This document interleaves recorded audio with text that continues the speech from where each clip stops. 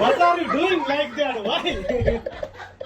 आज पनि हामीले चाहिँ स्याटरडे हाम्रो नानीहरू के अरे हाम्रोमा मोमो खान आउनु भएको थियो कस्तो लाग्छ सानो फिटर लिएर जाँदैछ नमस्ते सबैजनालाई सबैजना वान नाम भनिदिनु न प्लिज है मेरो नाम चाहिँ स्नेहा थोकर हो। हजुर हजुरको नानी चाहिँ मेरो नाम चाहिँ सुप्रिया श्रेष्ठ। अनि सानी नानी मेरो नाम चाहिँ नेहा थोकर। हजुरको नाम सुनिता ढुङ्गाना। हजुर दिदी हाम्रो दिदीको चाहिँ नमस्ते म चाहिँ सर्विका युजर। ओके हजुरहरू सबै हाम्रो सानो काफे आएर कस्तो लाग्यो टेस्ट रेसिपी भनिदिनु न धेरै राम्रो थियो। ठिक थियो।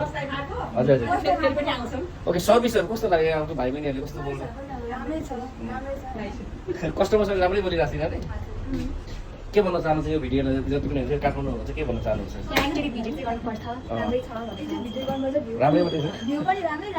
भ्यू पनि तपाईँलाई यहाँ सबभन्दा बेस्ट पार्ट चाहिँ के लाग्यो हाम्रो यो क्याफेको सबभन्दा बेस्ट पार्ट चाहिँ के लाग्यो तपाईँलाई द फुड। फुड है सो इङ्ग्लिसमा त राम्रो बोल्नुहुन्छ भने चाहिँ इङ्ग्लिसमा दुईवटा स्पेस भनिदिनु त हाम्रो कस्टमरहरूलाई Last, the food was really great, wow and then the views also great. The service also top notch, I guess. What can I say else? So तेरो इङ्ग्लिस के भन्नु छ हाम्रो पनि नलेज इङ्ग्लिस छैन ल थ्याङ्क यू सो मच आइदिनु भयो सेवा गर्न मौका दिनु thank you by by Yes. Bye. इङ्ग्लिसमा भन्नु Bye. I can't say like that. Why?